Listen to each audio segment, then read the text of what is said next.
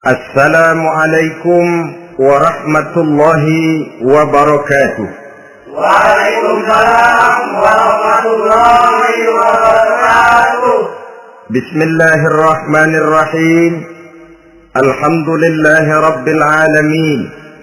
Wassalatu wassalamu ala ashrafil anbiya'i wal mursalin, sayyidina wa maulana Muhammadin wa ala alihi wa ashabihil mujahidin at-tahirin, amma ba'du.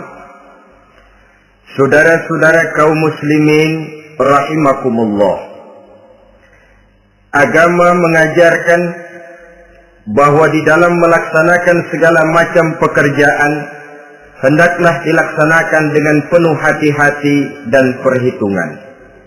Dikatakan dalam pepatah, fit ta'annis salamah wa fil ajalatin nadamah.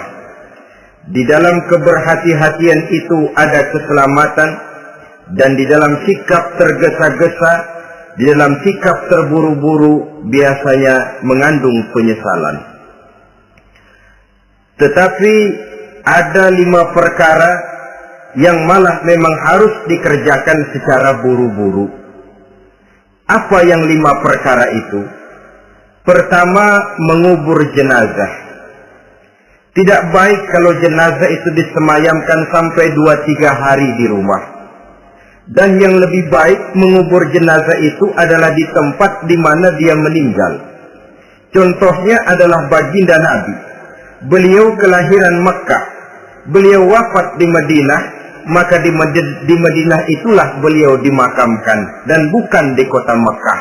Karena prinsipnya agama menginginkan kemudahan dan tidak menginginkan kesukaran. Hal kedua yang harus dikerjakan dengan segera ialah mengawinkan anak perempuan.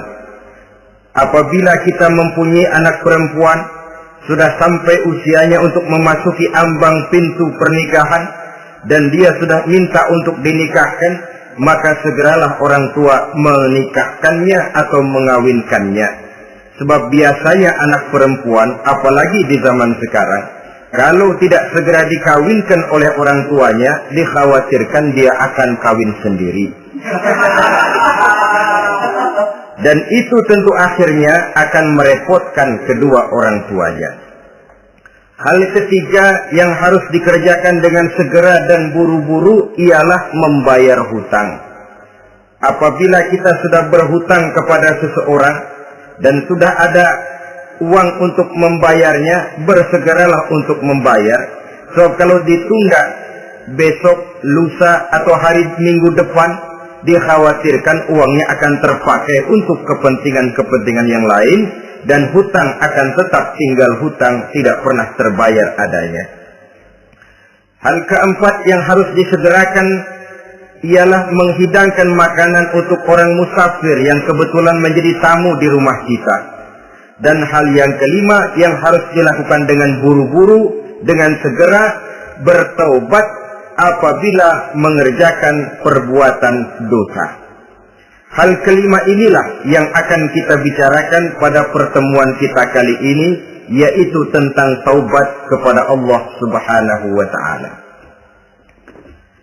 Taubat berasal dari kata-kata taba yatubu, yang isim masdarnya adalah taubatan. Artinya sama dengan roja'a yarji'u, ada ya'udu, pulang atau kembali. Bertobat maksudnya kembali dari yang dilarang oleh Allah. Kalau dalam perjalanan hidup ini kita suka menerjang larangan-larangan Allah, melaksanakan apa-apa yang dilarang olehnya, maka taubat artinya meninggalkan larangan-larangan itu dan kembali kepada apa yang diperintah oleh Allah Subhanahu wa ta'ala. Kenapa taubat ini harus disegerakan?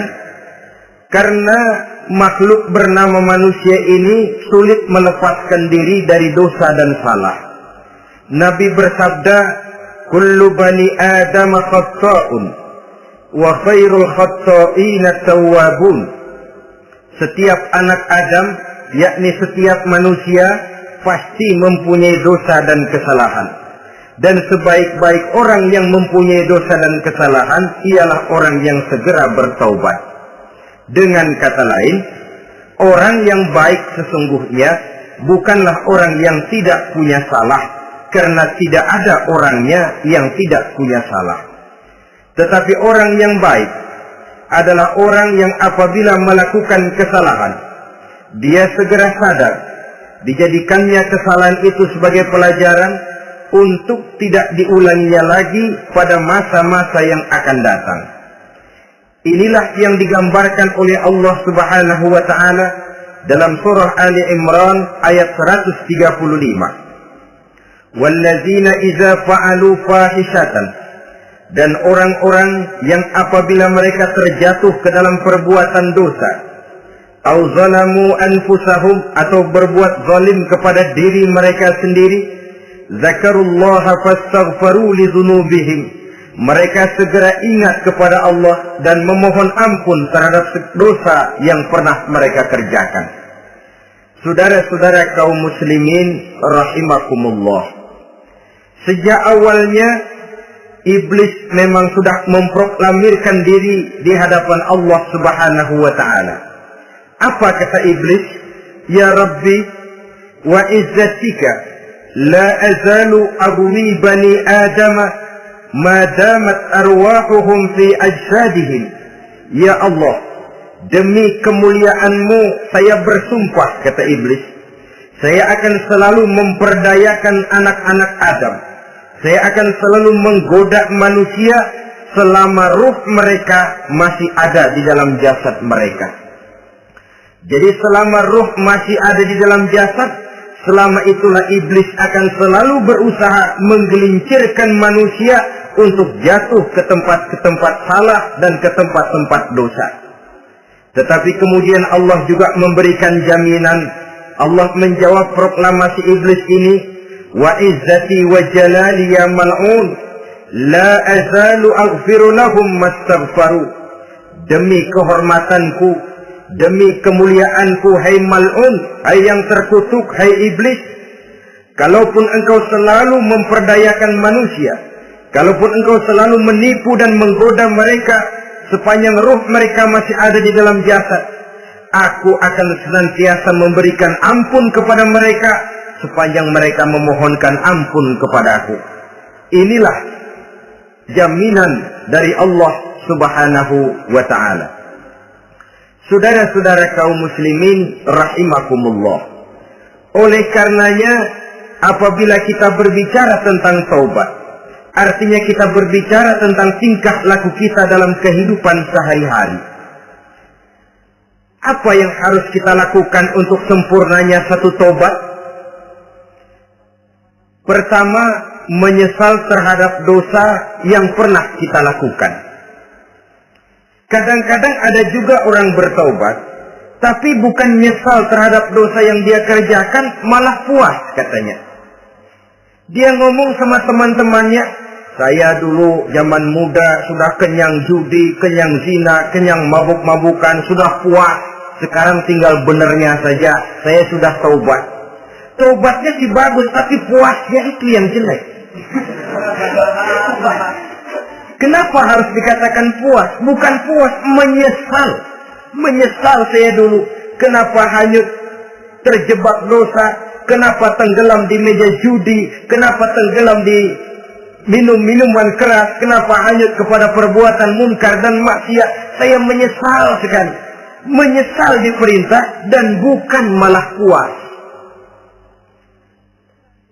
Dari rasa menyesal ini nanti timbul hal yang kedua, yaitu berniat tidak akan mengulangi lagi perbuatan dosa.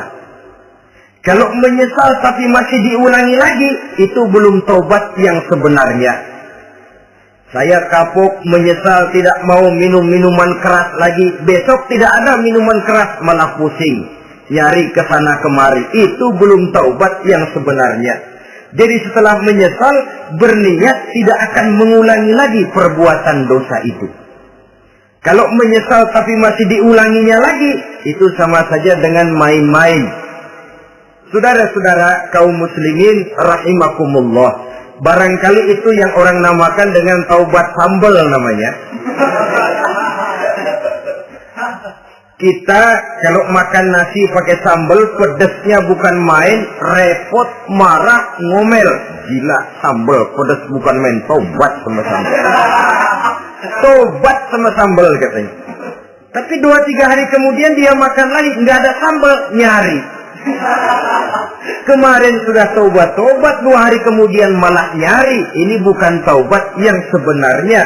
Penyesalannya tidak diiringi dengan berniat untuk tidak mengulangi perbuatan dosa itu selama-lamanya.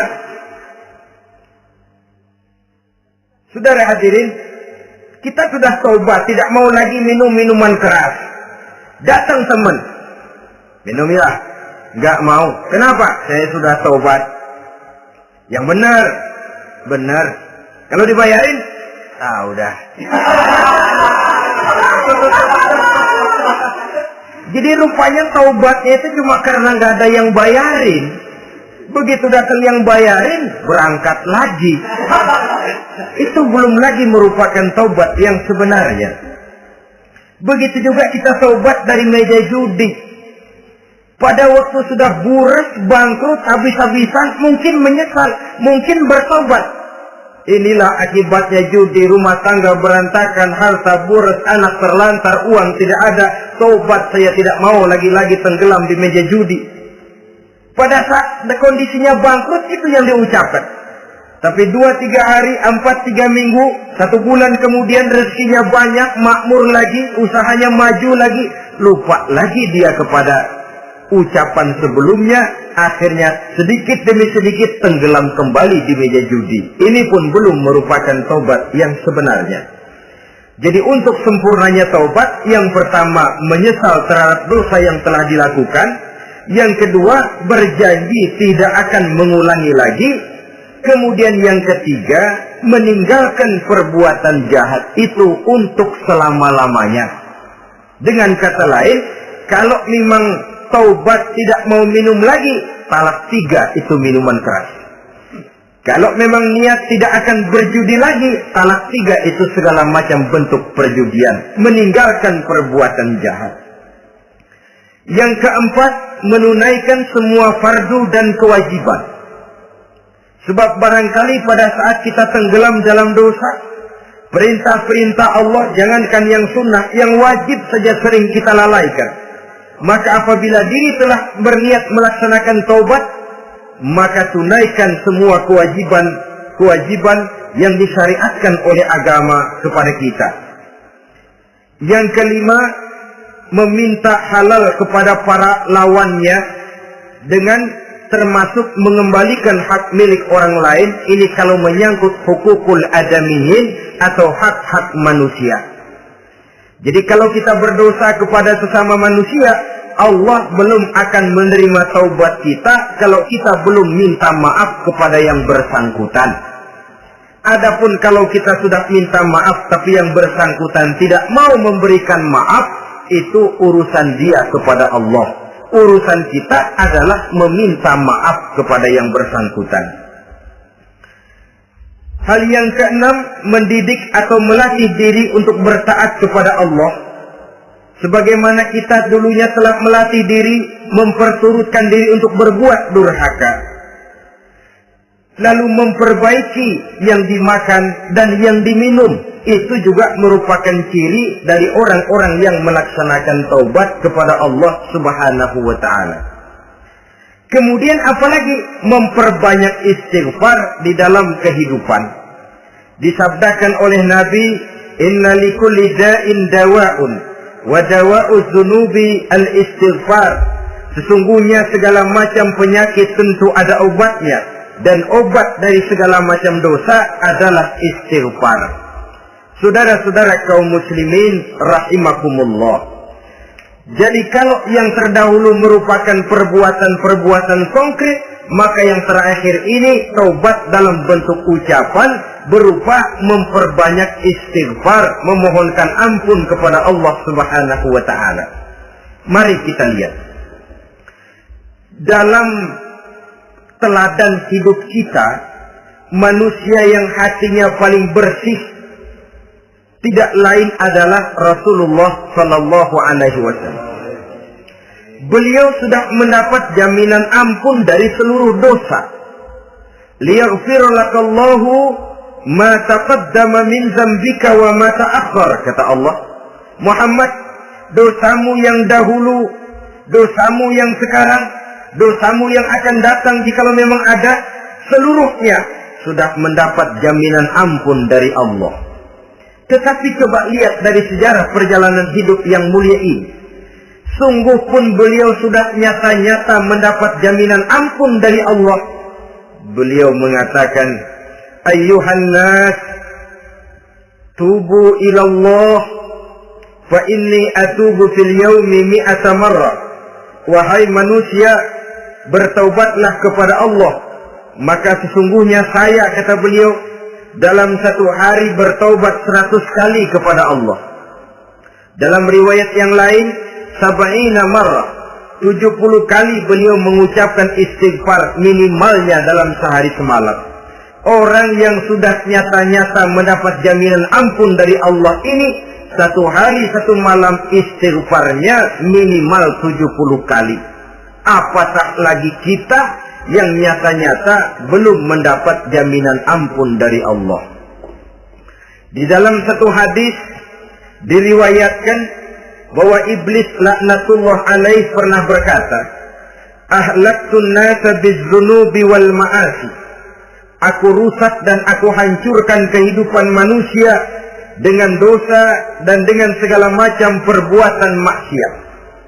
Iblis menghancurkan manusia dengan menanamkan kegemaran berbuat dosa dan menanamkan kesukaan untuk bergelimang dalam dunia maksiat. Tetapi kemudian iblis mengakui, wa ahlakuni bila ilaha illallah wal istighfar. Tetapi kemudian terbalik, manusia menghancurkan aku dengan kalimat la ilaha illallah dan dengan istighfar, yakni mengucapkan astaghfirullahalazim. Inilah senjata pemungkas menghadapi upaya iblis untuk menghancurkan manusia. Kalau iblis menghancurkan manusia dengan perbuatan dosa, dengan menenggelamkan manusia ke dalam perbuatan-perbuatan maksiat, hendaknya kita sadar. Pada saat kita terdorong untuk melakukan perbuatan dosa, kita lalu sadar inilah perangkap iblis untuk membinasakan saya. Pada saat kita terjebak ke dalam perbuatan maksiat dan munkarat, ingatlah baik-baik, inilah perangkap iblis untuk merusak dan membinasakan saya. Maka hancurkan perangkap iblis, hancurkan tipu daya dan usaha iblis itu dengan apa? Dengan kalimat la ilaha illallah dan dengan memperbanyak istighfar. Falamma ra'aitu dzalik, ketika aku lihat hal itu, kata iblis, mereka hancurkan kita dengan dosa dan maksiat, dan kita hancurkan mereka dengan la ilaha illallah dan istighfar. Diamkah iblis? Puaskah iblis? Ternyata tidak. Apabila aku lihat usaha manusia itu, ahlaktuhum bil huda, ahlaktuhum bil hawa, wa hum yahsabuna annahum muhtadun. Apabila mereka hancurkan aku dengan la ilaha illallah dan istighfar, maka aku kembali menghancurkan mereka dengan mempergunakan hawa nafsu, sehingga mereka menyangka bahwa mereka adalah orang-orang yang mendapat petunjuk. Ditanamkan dalam diri kita perasaan bahwa kitalah orang yang paling benar, itu pun tipu daya iblis. Maka orang pintar itu baik, tapi merasa pintar itu jelek. Orang benar itu bagus, tapi merasa benar itu tidak baik. Karena biasanya orang kalau sudah merasa benar, lalu cenderung untuk menganggap orang lain tidak benar. Kalau sudah begitu, dia akan mengklaim diri, sayalah orang yang paling benar, yang lain tidak benar semuanya. Itu termasuk perangkap iblis juga. Setelah kita gempur mereka dengan kalimat tahlil dan dengan kalimat istighfar. Saudara-saudara kaum muslimin rahimakumullah, Allah Maha Pengasih dan Maha Penyayang. Ia akan mengampunkan perbuatan yang bersifat salah dari manusia, Hanya manusia saja yang kadang-kadang bodoh, tidak mau mengampuni dan memaafkan dirinya sendiri, dengan membiarkan dirinya terseret berlarut-larut dalam dosa tanpa keinginan untuk bertaubat. Sepanjang nafas belum sampai di tenggorokan, sepanjang matahari masih terbit di sebelah timur dan terbenam di sebelah barat, sepanjang itu Allah masih akan menerima taubat seorang hamba. Innallaha yaqbalu taubatal abdi ma lam yugharghir. Allah akan senantiasa menerima taubat seorang hamba sebelum nafasnya sampai di tenggorokan. Apabila nafas sudah sampai di tenggorokan, maka taubat sudah terlambat adanya. Lalu yang konkret di dalam kehidupan ini, apa ciri-ciri dari orang yang melaksanakan taubat itu? Seorang ahli hikmah berkata, pertama, orang yang taubat itu kelihatan bahwa dalam kehidupan ini dia mampu menjaga lidahnya dari ucapan yang berlebih-lebihan, dari ucapan yang tidak ada manfaatnya, dari ucapan yang mengandung dosa, namimah, mengadu domba, dan ucapan-ucapan yang merugikan orang lain. Orang yang taubat kelihatan dari lidahnya. Ini yang konkret. Yang kedua, orang yang taubat itu cirinya tidak ada lagi rasa dengki di hatinya. Tidak ada keinginan untuk membenci dan memusuhi orang lain. Kenapa? Dia sudah sibuk memikirkan kekurangan dirinya sendiri. Sehingga tidak ada waktu lagi untuk mengorek-ngorek, mencari-cari aib dan kekurangan pada diri orang lain. Ini makna ucapan Nabi, tuba liman syaghalahu aibuhu an uyubin nas.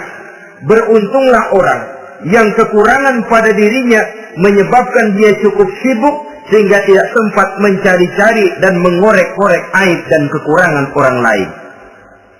Berbeda dengan orang yang masih jauh dari sikap taubat. Selalu berusaha mencari dan mengorek-ngorek kekurangan orang lain, sementara aib dan kekurangan dirinya diumpetin. Ini namanya ilmu kancil. Orang lain disorotin, dia saling ngumpet. Kerjaannya apa? Monten orang lain saja. Dia sendiri tidak mau diponten dan tidak mau memonten dirinya. Akibatnya apa? Sikap introspeksi tidak ada. Sikap mawas diri hilang. Sikap melihat, bercermin terhadap pribadinya sendiri hilang. Yang ada cuma menilai orang lain saja. Jadi adapun orang yang sudah bertaubat ini, di hatinya tidak ada dengki. Melihat orang lain mendapat nikmat, alhamdulillah, dia ikut bersyukur. Lain dengan orang yang jauh dari taubat. Tetangganya dapat nikmat, dia meriang. Tidak senang hatinya melihat orang lain senang. Orang melarat malah tepuk tangan. Saudara hadirin yang saya muliakan, orang yang semacam ini pada hakikatnya selalu disiksa oleh perasaannya sendiri. Kalau tetangganya yang kaya, ditanya kemana dukunnya. Tapi kalau tetangganya jatuh melarat, dia tepuk tangan, gembira bukan main. Lain dengan orang yang sudah bertobat, hasud itu hilang dari dirinya. So hasud inilah yang akan memakan kebaikan yang kita kerjakan. Kata Nabi, hasud itu bisa memakan kebajikan seperti api memakan kayu bakar. Allahu Akbar. Puasa kita, zakat kita, sholat kita, habis kafas dimakan oleh sifat hasud. Tidak terasa, tapi begitu kita punya sifat dengki kepada orang lain, maka sholat kita dimakan oleh dengki tadi. Puasa kita dimakan oleh dengki tadi. Segala macam kebaikan yang kita kerjakan dihabis dimakan oleh si dengki tadi. Seperti api memakan kayu bakar, cepat sekali. Itulah sebabnya bagaimanapun banyak kebaikan yang sudah kita kerjakan, jangan bangga dan jangan lalai. Sebaliknya, bagaimanapun besar dosa dan kesalahan yang pernah kita lakukan, jangan putus asa dari rahmatnya Allah Subhanahu wa ta'ala. Jadi yang kedua, ciri orang yang bertaubat, di hatinya tidak ada dengki dan tidak ada rasa ingin memusuhi orang lain. Dia berhadapan dengan setiap orang dengan modal husnuzon, baik sangka kepada Allah. Tidak a priori. Kadang-kadang ada orang ketemu saja baru tapi sudah punya rasa jelek. Diperturutkannya suuzonnya. Yang ketiga, ciri orang bertaubat itu menjauhkan diri dari pergaul dengan orang-orang jahat. Sebab kita tahu bahwa pergaulan sangat besar pengaruhnya dalam ikut membentuk kepribadian manusia. Asyariku wa fi syarri syarrun. Bersekutu dengan kejahatan biasanya ikut jadi jahat. Walaupun secara langsung tidak melakukan kejahatan, tapi sudah termasuk dalam jamaah yang jahat juga namanya. Saudara-saudara kaum muslimin, bukan berarti orang yang taubat lalu tidak mau bergaul, itu juga mencerminkan keangkuhan diri. Bergaul dia bergaul, tetapi kepada orang-orang yang jahat, ia sekedar menghindarkan diri pergaulannya itu dari kejahatan yang bisa ditimbulkan oleh orang-orang jahat tadi. Ciri yang keempat dari orang yang bertaubat, dia mempersiapkan diri untuk menghadapi mati. Mempersiapkan diri. Sebagaimana kita tahu, kalau kita akan pergi ke luar kota, tentu kita membawa bekal. Makin jauh perjalanan, makin banyak bekal yang harus kita bawa. Hidup ini adalah perjalanan panjang yang kita juga memerlukan bekal dalam kehidupan. Orang yang bertobat, orang yang mempersiapkan diri untuk menghadapi maut dan menghadapi hari-hari sesudah maut itu datang. Menghadapi kehidupan di alam barzakh, menghadapi kehidupan di alam akhirat dan selanjutnya. Dia mempunyai persiapan sehingga kapan maut datang dia sudah punya persiapan lebih dahulu. Saudara, kalau kita siap dipukul orang, pada saat pukulan itu datang, rasanya sakitnya agak lebih kurang daripada kita tidak pernah siap untuk dipukul. Walaupun bobot pukulannya sama, tapi kita akan lebih punya daya tahan kalau kita sudah siap. Oleh karena itu, orang yang bertobat, orang yang mempunyai persiapan untuk menghadapi mati. Tidak hanya untuk menghadapi mati, tapi juga menghadapi hidup di seberang kematian nanti. Maka karenanya, dia sibuk dengan dunianya, tapi juga dia lebih sibuk dengan akhiratnya. Dia tenggelam dalam berbagai macam kesibukan dunia, lain saat dia memfanakan diri untuk membekali diri menghadapi kehidupan sesudah hidup yang sekarang ini. Ciri-ciri ini tentu akan kelihatan dari gerak hidup seseorang. Saudara-saudara kaum muslimin rahimakumullah. Jadi dengan kata lain, kalau kita kembali kepada surah Ali Imran ayat 135 tadi, apabila dalam kehidupan terjebak kita kepada perbuatan dosa atau zalim kepada diri sendiri, zakarullah, segeralah mengingat Allah, fastaghfaru li dzunubihim, dan segera memperbanyak istighfar, memohon ampun kepada Allah Subhanahu wa taala, sebab dosa dalam Islam hanya bisa ditebus dengan taubat. Bukan dengan uang, bukan dengan beras, bukan juga dengan piagam. Dosa dalam Islam hanya bisa ditebus dengan melaksanakan taubat kepada Allah. Dan untuk bertaubat tidak usah ngulur waktu. Besok saja, bulan depan saja, tahun depan saja, nanti saja kalau sudah agak sedikit tua. Ibarat diri kita ini kaca, kata Imam Ghazali, maka dosa adalah debu. Apabila kaca kena debu, sedikit nempel debu, lalu dilap, sedikit nempel debu, terus dilap lagi, insya Allah kaca akan tetap bersih. Tapi kalau kita menunggu debu sampai banyak, apalagi sampai berurat, berkarat, nanti akan sulit membersihkannya. Demikian hati manusia itu. Kalau sudah dihinggapi oleh dosa, ditumpuknya lagi, berkarat dosa dalam hati, biasanya berat untuk melaksanakan taubat. untuk lebih meningkatkan pengertian kita tentang ciri dari orang-orang yang bertaubat, mari kita ikuti sebuah dialog yang pernah terjadi antara Rasul dengan para sahabat. Satu hari ketika sedang berkumpul dengan para sahabat, baginda Rasul bertanya, "Atadruna manit ta'ib?" Saudara-saudara, tahu nggak saudara-saudara, siapa sebenarnya orang-orang yang bertaubat itu? Macam-macamlah jawaban para sahabat, tapi yang jelas akhirnya mereka berkata, Allahu wa rasuluhu a'lam. Allah dan Rasulnya yang lebih tahu siapa sebenarnya orang yang bertaubat itu. Atas jawaban ini, baginda Rasul lalu menegaskan. Pertama, man taba wa lam yata'allamil ilma falaysa bita'ibin.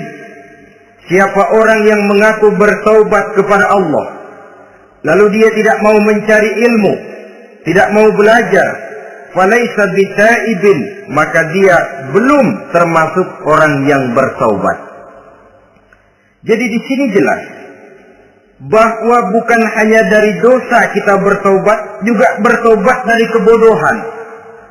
Dalam arti tidak membiarkan diri kita bodoh terus menerus. Dengan bahasa anak sekarang, bodoh tapi betah.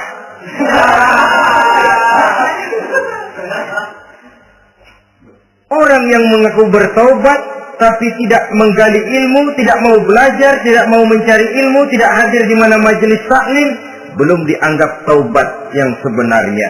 Jadi grafik orang yang taubat itu kelihatan dari kesungguhannya mencari ilmu, menghadiri majelis taklim, menghadiri kuliah-kuliah, ceramah-ceramah dan diskusi-diskusi keagamaan. Rakus dia dengan ilmu pengetahuan agama, sehingga dengan ilmunya taubatnya semakin mantap. Ini ciri yang pertama. Lalu beliau bersabda lagi, wa man taba wa lam yazdad fil ibadati falaysa bitaibin. Barang siapa yang mengaku bertaubat tapi ibadahnya tidak tambah-tambah, maka dia belum termasuk orang yang taubat. Orang yang bertaubat ada grafik peningkatan ibadahnya. Jadi kalau mulutnya taubat, minta ampun, tapi ibadahnya gitu-gitu aja, belum merupakan taubat yang sebenarnya. Jadi pada saat dia melaksanakan taubat, memproklamirkan diri untuk kembali ke jalan Allah, nilai ibadahnya meningkat. Kalau sholatnya tadinya cuma sekedar yang wajib-wajib saja, setelah dia taubat bertambah melaksanakan yang sunnah, rawatibnya, qobliyah, ba'diyahnya, atau kemudian nawafilnya berupa tahajud, hajat, duha, istikharah, dan sholat-sholat sunnah lainnya. Jadi kelihatan dari peningkatan ibadahnya. Ini ciri yang kedua. Yang ketiga kata Nabi lagi, wa man taba wa lam yardal khusama falaysa bitaibin. Barang siapa yang mengaku bertaubat kepada Allah, tapi dia tidak bisa meridhoi musuh-musuhnya, maka belum lagi dia dianggap orang yang bertaubat. Meridhoi, memaafkan musuh. Saudara, memberi maaf itu lebih sulit daripada minta maaf. Tapi memberi maaf lebih mulia daripada minta maaf. Minta maaf gampang, memberi maaf yang sulit. Karena itu orang yang memberi maaf menunjukkan jiwa yang lebih luhur daripada orang yang minta maaf. Sebab apa? Posisi orang yang memberi maaf kan posisi orang yang menang. Biasanya dalam posisi menang orang gampang congkak dan sombong. Orang datang minta maaf kepada kita, lalu timbul keseganan. Iya, minta maaf sih gampang. Memberi maaf itu yang sulit, tapi itu yang sangat dianjurkan. Dan itu merupakan ciri dari orang-orang yang bertaubat. Lalu apalagi? Wa man taba wa lam yughayyir libasahu wa zinatahu falaysa bitaibin. Barang siapa yang mengaku bertaubat tetapi pakaian dan perhiasannya tidak berubah, maka dia belum lagi dianggap bertaubat. Orang bilang pakaian memang kulit, yang penting isi. Tetapi bagaimanapun kulit mencerminkan isi. Dari pakaian kita bisa mengkaji kepribadian seseorang. Saya berpendapat bahwa pakaian penting, kulit juga penting. Kulit penting, isi penting. Kulit tanpa isi tidak ada artinya. Isi tanpa kulit juga meragukan orang. Wah, yang penting kan isinya, kulitnya gimana saja. Saya mau tanya, saudara dapat duren di jalanan, isi aja nggak ada kulitnya. Kira-kira dimakan nggak duren? Paling kurang akan menimbulkan keraguan. Jangan-jangan sudah dicampur racun ini. Jadi dengan demikian orang yang bertaubat ini kelihatan dari cara berpakaian, cara berhias diri, tidak over. Dia kembali kepada fungsi berpakaian. Dalam Islam kan sesungguhnya fungsi pakaian itu yang paling utama. Pertama, nutup aurat. Itu ukurannya. Yang kedua, pantas. Yang ketiga, baru soal mode. Di zaman kita sekarang terbalik. Mode nomor 1, pantas belakangan, nutup aurat apa tidak nomor 16.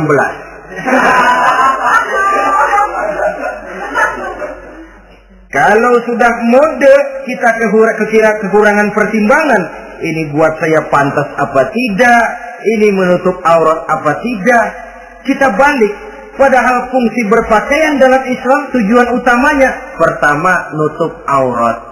Biar modenya mutaakhir ciptaan Pierre Cardin sekalipun, kalau memang tidak nutup aurat, ya hukumnya masih belum berpakaian. Atau juga ukuran yang kedua, pantas. Yang orang lain pantas kita pakai, belum tentu kita pantas. Kita kadang-kadang kehilangan pertimbangan. Lihat iklan bintang film memakai pakaian yang begini bagus, lalu kita pakai saja. Ya tentu namanya bintang film. Kadang-kadang pakaian untuk show dipakai buat kondangan. Akhirnya habis sekampung orang nonton dia. Yang nggak pantas kok, nggak wajar.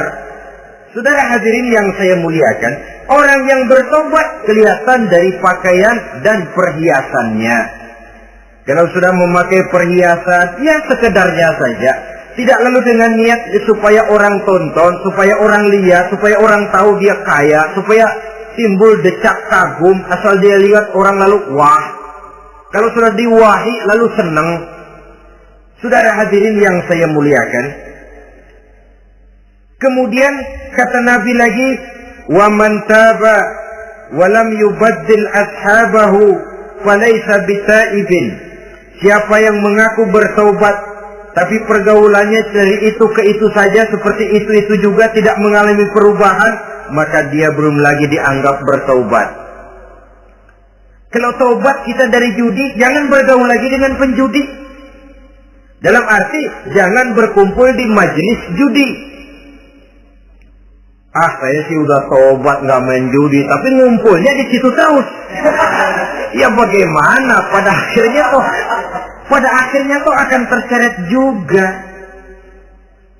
Saudara hadirin yang saya muliakan, jadi dengan demikian lingkungan juga sangat besar pengaruhnya dalam kriteria orang yang bertaubat. Selanjutnya Nabi bersabda, "Wa man taba wa lam yughayyir khuluquhu falaysa bitaibin." Siapa yang mengaku bertaubat tapi akhlaknya, budi pekertinya tidak mengalami perubahan, maka orang itu pun belum dianggap bertaubat. Ini juga konkret. Orang yang bertaubat kelihatan dari akhlaknya. Kalau kemarin sama orang tua songong, kurang ajar, nyelongcong, maka setelah taubat dia berakhlak kepada orang tua. Kalau kemarin kepada anak muda menindas, tidak senang kepada anak muda yang maju, setelah dia taubat, dia bisa menyayangi kepada anak-anak muda. Akhlak ini lain dengan adat, istiadat. Adat biasanya hanya memandang yang lahir, sedangkan akhlak zahir batin dipandang. Contoh, seorang anak muda kalau lewat di depan orang tua membungkukkan badan, menurut adat dia sudah sopan. Tapi menurut akhlak belum tentu berakhlak. Tergantung kepada niatnya apa membungkukin badan. Permisi apa nginap. Kan mungkin saja orang membungkukan badan lewat di depan aki-aki karena menghina sebab aki-aki itu badannya udah bungkuk. Jadi gerakan zahir yang baik yang diiringi dengan niat yang baik itulah cerminan daripada akhlak. Kalau adat terlepas dari soal niat, asal zahirnya sudah oke, menurut adat, oke dia beradat. Niatnya apa? Adat tidak pernah menilai. Maka orang yang bertaubat pun kelihatan dari akhlaknya, dan akhlak itu adalah keseluruhan tingkah hidup manusia. Cara berjalan ada akhlak, cara makan ada akhlak, cara duduk ada akhlak, cara tidur ada akhlak. Sehingga pantas ketika Siti Aisyah ditanya, Aisyah, Rasulullah itu akhlaknya apa sih? Beliau menjawab, karena Rasulullah khuluquhul Quran. Rasulullah itu akhlaknya Quran. Sehingga di kalangan ilmuwan lalu ada ungkapan bahwa Nabi Muhammad adalah Quran berjalan. Maksudnya seluruh konsepsi Quran sudah diterjemahkan dalam kehidupan Nabi. Maka tidak heran kalau Islam mengatur kehidupan manusia sejak yang sekecil-kecilnya sampai yang sebesar-besarnya.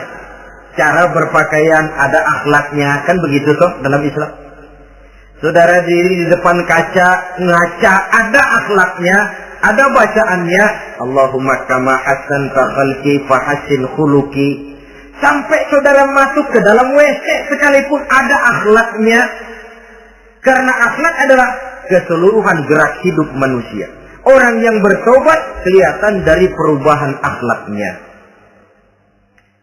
Kemudian beliau bersabda, "Wa man taba wa lam yatwi firashahu wa bisaqahu falaysa bitaibin." Siapa orang yang mengaku bertaubat tetapi dia tidak menggulung tempat tidur dan spraynya, maka dia belum dianggap bertaubat. Ini bahasa kinayah. Menggulung spray, melipat tempat tidur artinya lebih banyak ibadahnya daripada tidurnya. Kalau ngaku taubat tapi sehari 24 jam, 22 jam tidur, cuma 2 jam ibadah, ya belum mencapai kriteria itu. Dengan kata lain, orang apabila sudah memproklamirkan diri untuk taubat, menyingsingkan lengan baju, melipat spray, menggulung tempat tidur.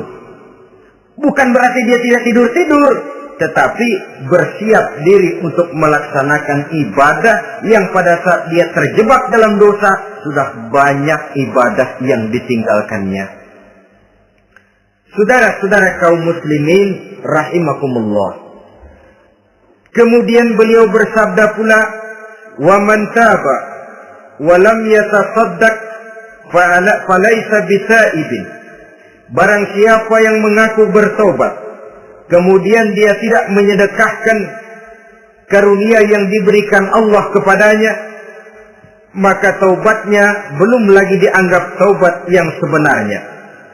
فَمَنِ اسْتَبَانَ مِنَ الْعَبْدِ هَذِهِ الْخِصَالِ فَهُوَ تَائِبٌ حَقًّا. Apabila nyata tanda-tanda ini pada diri seorang hamba, maka barulah taubatnya dinamakan taubat yang sebenarnya. Jadi untuk taubat itu ada 2 jalan yang bisa kita tempuh. Pertama, taubat dengan lisan. Taubat dengan ucapan. Dalam artian apa? Memperbanyak istighfar. Istighfar yang mana? Yang mana yang mungkin saja. Kalau waktunya sempit ya istighfar yang pendek-pendek. Astaghfirullah, astaghfirullah, astaghfirullah. Mau yang lebih panjang, astaghfirullahalazim. Allazi la ilaha illa huwal hayyul qayyum wa atubu ilaih min jami'il ma'asi waz zunub la haula wa la quwwata illa billahil aliyyil azim. Ada waktu yang lebih panjang lagi membaca sayyidul istighfar. Tiap kali berbuat jahat, tiap kali diiringi dengan istighfar. Nah, ini yang bisa runtuh dengan istighfar ini dosa apa? Dosa yang ringan, dosa yang biasanya dilakukan oleh panca indera kita. Mata Ini dosa mata, insya Allah bisa runtuh dengan istighfar. Ngelihat yang haram, cepat nunduk. Astagfirullah. Habis nunduk, jangan ngeliatin lagi. Kadang-kadang ngelihat nunduk, istighfar. Melotot lagi, istighfar lagi.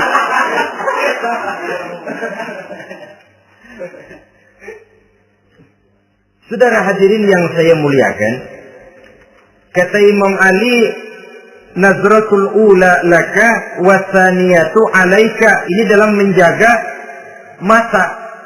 Pandangan pertama rezekimu kelihatan, namanya kelihatan kan rezeki. Pandangan pertama rezekimu, ulangannya dosamu. Ulangannya ini yang bisa membawa dosa. Dosa karena lidah, mengucapkan kata-kata yang menyakitkan orang. Dengan istighfar, insya Allah runtuh. Adapun dosa-dosa besar lainnya, tentu harus dengan perbuatan. Tidak cukup dengan sekedar istighfar saja. Perbuatannya apa? Itulah seperti yang sudah saya sampaikan pada ciri-ciri orang yang bertaubat tadi. Oleh karenanya, beruntunglah kita masih diberikan umur oleh Allah. Sehingga segala dosa dan kesalahan yang kita lakukan, kita masih punya kesempatan untuk mengadakan pemutihan, bertaubat kepada Allah. Nah, apa kemudahan yang diberikan Allah kepada orang yang melazimkan istighfar di dalam hidupnya? Pertama, kata Nabi, man lazimal istighfar, siapa orang yang melazimkan, membiasakan diri istighfar, diberikan keistimewaan oleh Allah. Pertama, ja'alallahu lahu min kulli dhiqin makhraja. Allah akan memberikan jalan keluar untuknya dari segala macam kesulitan. Hidup ini kan problem. Makin tinggi status sosial, makin banyak urusan. Urusan akan selesai apabila hidup di dunia selesai. Kita menyangka orang lain lebih enak dari kita, padahal tiap orang punya urusan. Yang namanya enak barangkali persis seperti pelangi biang lala itu. Tidak pernah di atas kepala kita, di atas kepala orang lain saja. Begitu kita memandang keenakan dalam hidup ini. Petani bilang pedagang enak, pedagang bilang petani enak. Tapi begitulah keenakan itu. Orang yang melazimkan istighfar, dia akan diberikan jalan keluar dari segala macam kesulitan. Menurut perhitungan otak Didler, buntu, tidak sanggup lagi, entah bisa terwujud dan terlaksana. Allah memberikan jalan keluar dari segala kesulitan. Saudara, kalau Allah sudah memberikan jalan keluar dari kesulitan, siapa lagi yang bisa bikin sulit kita? Kalau Allah yang memberikan jalan keluar, everything is running well, katanya. Semua urusan bisa jalan dengan lancar. Tapi tanpa istighfar, jauh kita dari Allah. Jalan yang sudah lapang pun bisa jadi sempit. Urusan yang sudah nyata akan selesai pun bisa jadi menjelimet. Dan jalan yang tadinya tidak berliku-liku pun bisa berliku-liku. Ini faktor yang di luar perhitungan matematis. Kita tidak mampu, Allah maha mampu. Menurut akal kita tidak mungkin. Kalau Allah mau, tidak ada yang tidak mungkin. Saudara-saudara, ini fasilitas pertama. Orang yang gemar istighfar diberikan jalan keluar dari segala macam kesulitan. Yang kedua, wa min kulli hammin faraja, diberikan kegembiraan dari setiap kesusahan yang dihadapinya. Ada saja faktor-faktor yang mendatangkan kegembiraan, yang mendatangkan refreshing di dalam kehidupannya. Sehingga dia tidak lalu merasa jalannya buntu, tidak merasa kesulitannya tidak pernah terselesaikan. Dan yang ketiga, fasilitas yang diberikan Allah kepada orang yang gemar istighfar, wa razaqahu min haitsu la yahtasib. Allah akan memberikan kepada mereka rezeki dari jalan yang tidak pernah mereka sangka-sangka. dari jalan yang tidak pernah mereka perkirakan sebelumnya. Saudara-saudara kaum muslimin rahimakumullah. Inilah fasilitas ketiga yang diberikan Allah kepada orang yang gemar istighfar. Rizkinya datang dari jalan yang tidak disangka-sangka. Sebab rizki ini juga termasuk hal gaib. Dan jangan lupa, ar-rizku bimakna al-ata hissiyan kana au ma'nawiyan. Rizki adalah pemberian baik yang konkret maupun yang abstrak. Kita sering membatasi pengertian rezeki, maka rezeki kita jadi sering terbatas. Menurut kita kan yang namanya rezeki cuma duit saja. Kalau bukan duit, bukan rezeki. Padahal semua karunia Allah itu rezeki. Umur, rezeki. Istri, rezeki. Anak, rezeki. Pangkat dan jabatan, rezeki. Termasuk duit juga rezeki. Tapi dalam kebiasaan kita, rezeki cuma duit. Begitu duit keras, kita anggap rezeki macet. Maka akhirnya kita tidak bersyukur kepada Allah. Padahal mungkin di sektor duit macet, tapi rezeki dari segi lain, ilmu barangkali tambah, wibawa naik, pangkat naik, anak tambah, itu juga merupakan rezeki. Saudara-saudara kaum muslimin rahimakumullah. Orang yang gemar istighfar ini diberikan rezeki dari jalan yang tidak disangka-sangkanya. Dibukakan perbendaharaan Allah untuknya. Sehingga rezekinya datang dari cara yang tidak disangka-sangka. Allah Maha Kaya. Kalau dia mau, la mani'a lima a'taita wa la mu'tiya lima mana'ta. Tidak satu kekuatan pun yang mampu mencegah apa yang hendak diberikan Allah. Dan tidak satu kekuatan pun yang sanggup memberikan apa yang dicegah oleh Allah Subhanahu wa ta'ala. Ini keistimewaan yang diberikan Allah kepada mereka yang gemar beristighfar di dalam kehidupan ini. Jangan lagi berpikir, gue sih nggak punya dosa, istighfar amat. Sombong, saudara-saudara. Manusia itu lebih baik merasa banyak dosa daripada merasa tidak punya dosa. Tanda orang bahagia, kata Nabi 4. Pertama, orang yang selalu ingat kepada kesalahan yang pernah dia lakukan. Itu orang bahagia. Selalu ingat kepada kesalahan yang pernah dilakukannya. Sehingga pada saat akan melakukan kesalahan yang baru, dia mikir-mikir. Dosa gue yang kemarin udah 3 keranjang, ini nambah lagi. Ingatannya terhadap kesalahan yang lalu akan merupakan langkah preventif yang mencegah dirinya untuk tidak menambah kesalahannya. Orang bahagia, orang yang selalu ingat kesalahan yang pernah dia lakukan, terbayang di pelupuk mata, bukan ngumpet-ngumpetin dosa, sebab apa yang mau kita umpetin di hadapan Allah. Yang kedua, tanda orang bahagia itu orang yang selalu melupakan kebaikannya. Kalau dia berbuat baik, dia lupakan. Dia anggap dirinya belum pernah berbuat baik. Sehingga di mana ada kebaikan, dia tidak bisa ikut. Dia merasa sangat rugi. Sebab dia anggap dirinya belum pernah berbuat baik. Yang ketiga, tanda orang bahagia. Dalam urusan dunia, dia lihat ke bawah. Sehingga timbul rasa syukurnya. Bahwa kalau dia sengsara masih banyak yang lebih sengsara dari dia. Bahwa kalau dia miskin masih jauh lebih banyak yang miskin dari dia. Bahwa kalau dia menemui kesulitan masih banyak yang jauh lebih sulit dari dia. Dengan cara itu jiwanya akan lapang, hidupnya akan tenang, dan dia tidak pernah ingkar kepada nikmat yang diberikan Allah. Sebaliknya yang keempat, tanda orang bahagia itu dalam urusan akhirat dia lihat ke atas. Dunia, lihat yang bawah. Akhirat, lihat yang atas. Kalau dia bisa sholat, kenapa saya tidak? Kalau dia sanggup puasa, kenapa saya tidak? Kalau dia bisa baca Quran, kenapa saya tidak? Timbul panas, nyontok ibadah, mendatangkan kebahagiaan. Rakus ibadah malah dianjurkan. Rakus dunia malah tercela. Nah, lawanannya orang celaka, saudara-saudara. Orang celaka juga tandanya 4 lawanan yang tadi itu. Pertama, orang yang selalu melupakan kesalahannya. Kalau berbuat dosa lupa, sok bersih. Alah, dosa gue mah dikit.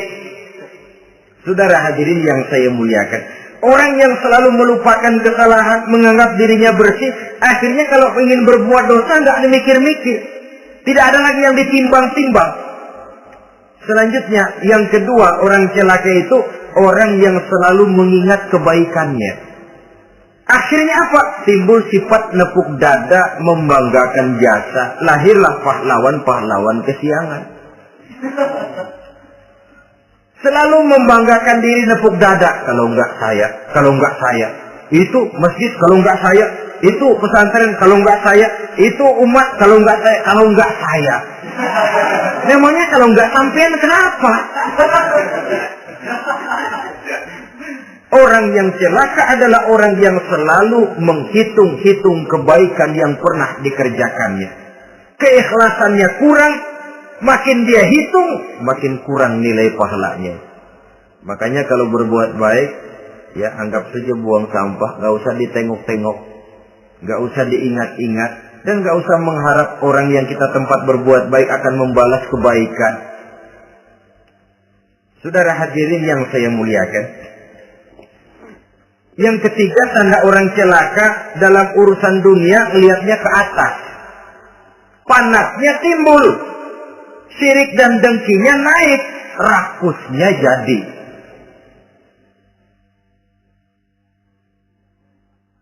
Timbul sifat panasnya itu, tidak mau ngerti. Kalau tetangga saya bisa beli kulkas, kenapa saya tidak? Kalau tetangga saya bisa beli motor, kenapa saya tidak? Kalau tetangga saya bisa beli mobil, kenapa saya tidak? Gaji nggak cukup, tuyul piara.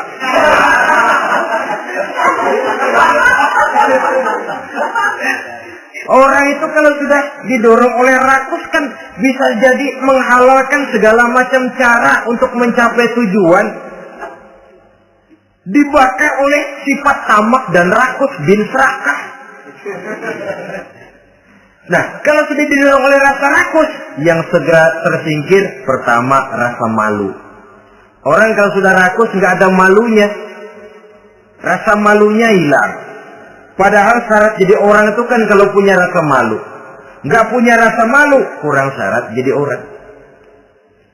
Akan bagaimana jadinya masyarakat, bahkan bangsa dan negara, kalau rakyatnya sudah tidak punya rasa malu. Yang kedua, rasa takut hilang, terutama takut kepada Allah. Sirna sama sekali. Sudah tujuan menghalalkan cara. Yang keempat, tanda orang celaka dalam urusan akhirat, lihatnya malah ke bawah.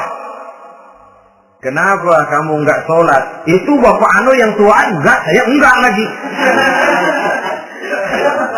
Kenapa ngelihatnya mesti kepada yang begitu? Sehingga lalu tidak ada gairah untuk mencontoh. Saudara-saudara kaum muslimin rahimakumullah, walaupun serba singkat oleh karena terbatasnya ruang pembicaraan ini, mudah-mudahan bisa memberikan gambaran sepintas tentang ciri-ciri orang yang bertaubat. Dengan harapan, marilah kita menjadi orang yang bertaubat sebenarnya dengan ciri menyesal terhadap dosa yang pernah kita lakukan, meninggalkan perbuatan jahat, dan berjanji tidak akan mengulangi lagi perbuatan jahat itu. Kalau dia menyangkut hak-hak manusia, maka hak itu harus kita kembalikan, dan kepada yang bersangkutan kita harus meminta maaf. Apabila ditambah dengan kegiatan lisan, memperbanyak istighfar dalam kesempatan yang mungkin di sepanjang perjalanan hidup ini. Ini sajalah yang kita bicarakan pada pertemuan kali ini. Terima kasih atas segala perhatian. Mohon maaf atas segala kekurangan. Usikum wa nafsi bitaqwallah. Wassalamualaikum warahmatullahi wabarakatuh. Waalaikumsalam warahmatullahi wabarakatuh.